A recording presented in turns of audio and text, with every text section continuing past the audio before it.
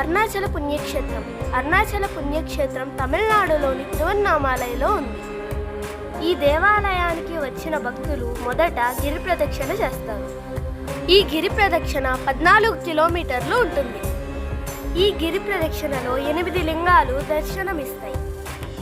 అందులో ఇంద్రలింగం, అగ్నిలింగం, యమలింగం, నైరుతిలింగం, వరుణలింగం, వాయులింగం, కుబేరలింగం, ఈశాన్య లింగాలను భక్తులు దర్శించుకుంటారు.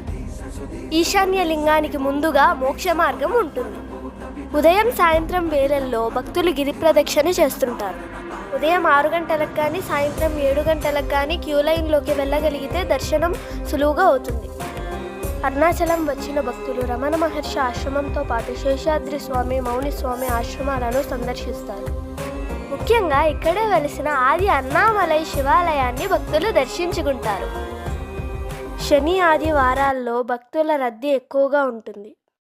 ప్లీజ్ సబ్స్క్రైబ్ అండ్ ఫాలో మన దేవస్థానం.